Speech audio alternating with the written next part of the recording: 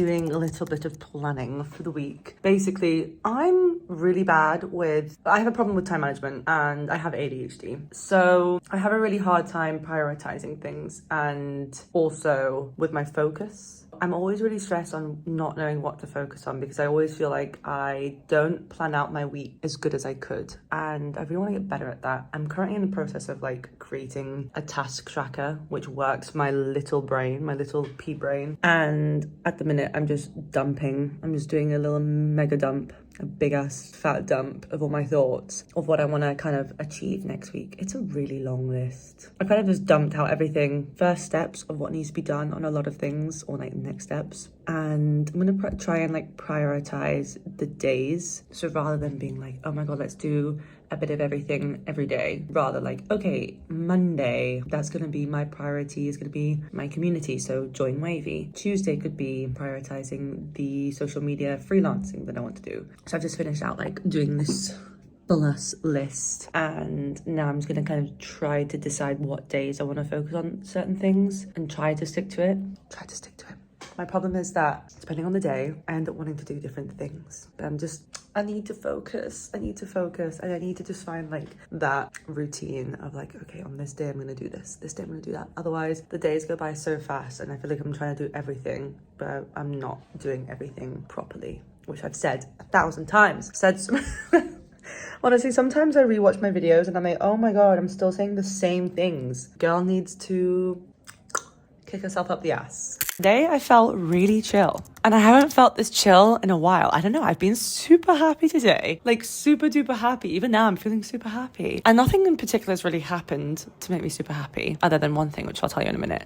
I think it could be the fact that yesterday, like I never do this, and I wanted to be this person who does this, but then I just would never get around to doing it. But basically to plan out my week on a Sunday, so to literally sit down, look at my plans of what I need to do, like do a mega dump, not that kind of mega dump, but do a mega brain dump and just be like, okay, these are the things that I want to work on. This is what needs to be done in each like category, break it down, and then look at my week. I need to figure out a better way to do it. I'm currently working on a task tracker on Notion, but the way that I did it then was like, I then took the list and was like, okay, Monday, I'm going to focus on these things. Oh, there was some lightning. And then Tuesday, I'm going to focus on this, Wednesday, this, Thursday this, yada yada yada. So like each day is like a focus point, because my problem is that I have ADHD and I don't know if it's the ADHD or not. Like I sometimes have a hard time understanding what is ADHD, what is just normal, whatever you want to say. One thing I struggle with is prioritization and focus. My focus is horrendous because I struggle to focus on one thing. So I always want to do everything. And I'm like, I can do it. I always have the thought process. I'm checking my battery. I'm just going to die. I always have the thought process that I can do it. It's fine. I have time, but I don't. Like, there's only so much time in the day. Then I end up feeling really stressed, and then I've not achieved anything, even though I might have achieved stuff, but it feels like I haven't achieved enough. Very toxic mentality to have. And I've mentioned this before on my channel. But yeah, basically I felt really good because I wasn't rushing. Like I got up this morning, I did a meditation, which is me showing up as the person that I want to be. I want to be someone that wakes up and meditates in the morning and has a very slow morning, rather than waking up and feeling like, oh my God, I'm late. Like I'm late to the day. Like I don't want to have that. Yeah, I just want to feel like, okay, I've taken my like morning, I'm ready to do this, rather than rushing. So I did a meditation this morning and I was very conscious of the fact that, okay, I don't want to stress myself out. Then I went for a coffee. I went to the gym. Obviously I'm unemployed, by the way, guys. I know this is not possible for everyone. I'm enjoying my unemployment time of just being on my own schedule. So I'm not saying this is not for everyone, and I don't want to be like, look at me, I have all this time. But I'm just being very aware, because I've always been someone that's very like stressed, like, oh my God, I've got to do everything, go. Where today I just really took a step back and tried to take it as chill as possible, because even with my unemployment, I've literally over the last month, maybe there's been times where I'm super anxious. So just being conscious of that, trying to reel it in. And yeah, I was just very aware, like, okay, went for my coffee, went to the gym, I came back, I did a food shop. Like, yeah, I just took it really easy and went to the zoo. And don't hate me, I know some people really hate zoos. I have a yearly pass for one.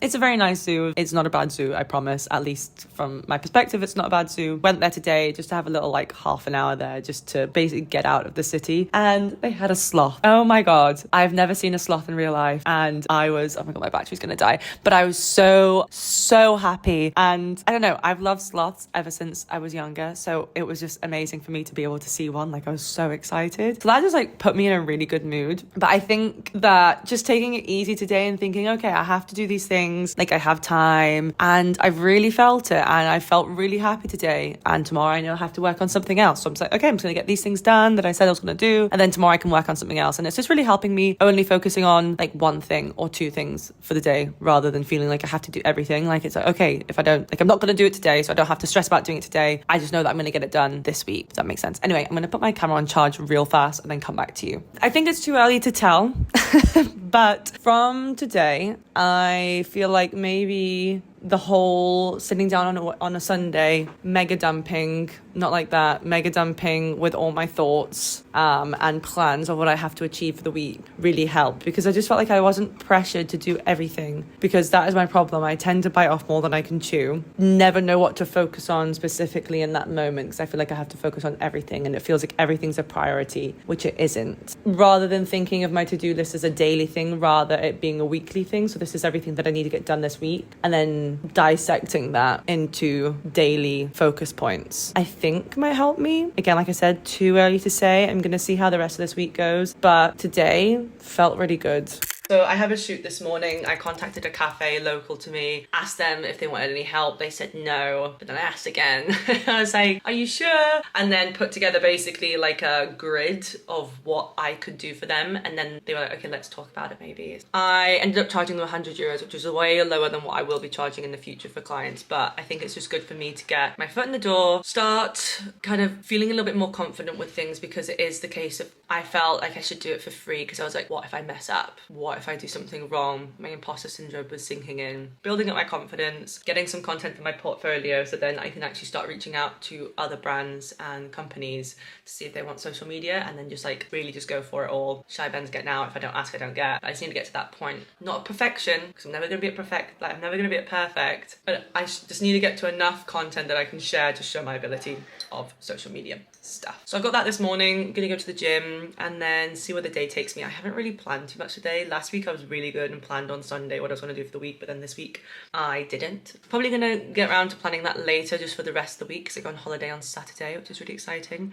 I know that really helped me last week, having like an idea, even if it doesn't go to plan, just kind of having the set days planned out for myself and knowing what I'm doing. I feel like it helps me stay more accountable and not go into my very bad mental state of feeling like I haven't done enough work, so I can't do anything fun. I have to stay and keep working even though my brain is dead mentality.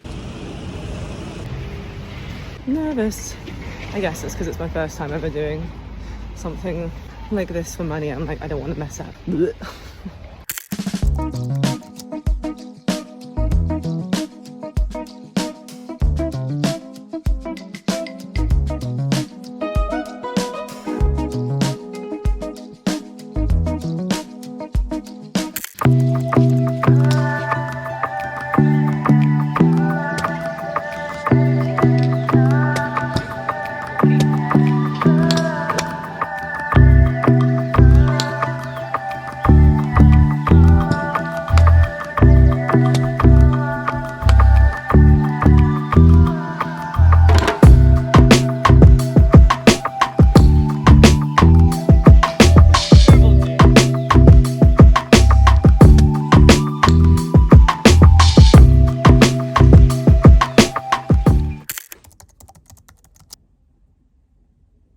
I think I've had too much caffeine.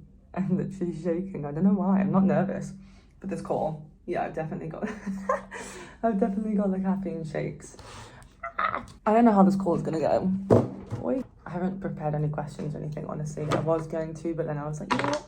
So it's a general chat between friends. I sometimes don't like over preparing for things, because then I get more nervous, because then I feel like I have to do what I was preparing. So I much prefer to just wing stuff and just like feel the vibes. Obviously it depends on what the call is, but I feel like today is just a general chat, trying to understand. Like, I'm not looking for investment really. It's just kind of more advice, business advice, life advice from people who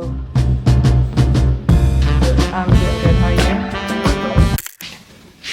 So I was about to have some lunch and I thought I would just explain to you because I had the call, I think I finished like, what, half an hour ago-ish? Yeah, no, the call went good. I'm really happy I had it because like I said, I was kind of thinking, do I bother, do I cancel? I didn't really know if it was worth having it anymore because I changed the direction, but obviously lost a lot of people in changing and doing that. No, I was like, I didn't want to waste his time or anything like that. And I was a little bit like, do I bother? Like, could I be doing something better with my time, blah, blah, blah, blah. But no, like I stuck with it. I had the call. It was really worth time, I think, at least from my perspective.